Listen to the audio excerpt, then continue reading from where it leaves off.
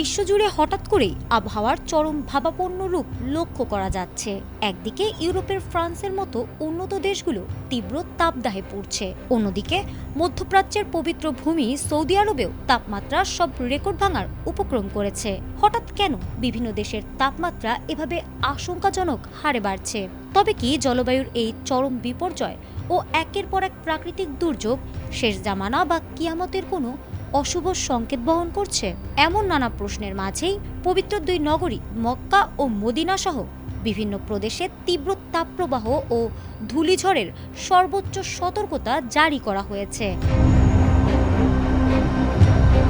Saudi আরবের national centre of মেটেরিওলজি এক বুলেটিনে জানিয়েছে, দেশের একটি বড় অংশে আবহাওয়া পরিস্থিতি ভয়ঙ্কর রূপ নিতে পারে। বিশেষ করে মক্কা, মদিনা, রাজধানী রিয়াদ, আল কাসিম এবং পূর্বাঞ্চলীয় এলাকায় দিনের তাপমাত্রা ৪৭ থেকে ৪৯ ডিগ্রি সেলসিয়াসের কাছাকাছি পৌঁছানোর প্রবল আশঙ্কা রয়েছে। এই অস্বাভাবিক গরমে সাধারণ জীবনযাত্রা স্থবির হয়ে পড়তে পারে। সঠিক প্যাড আর সঠিক তথ্য দিয়ে কেশু সামলে নিব এক হয়ে।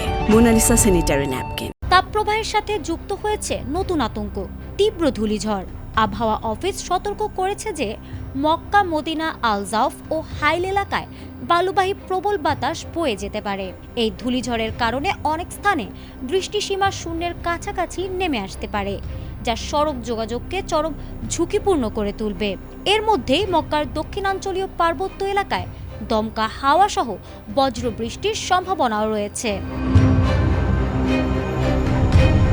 এমন পরিস্থিতিতে সৌদির স্বাস্থ্য মন্ত্রণালয় নাগরিকদের বিশেষ নির্দেশনা দিয়েছে, তীব্র দাবদাহের সময় প্রয়োজন ছাড়া দুপুরের দিকে বাইরে বের না হতে বলা হয়েছে।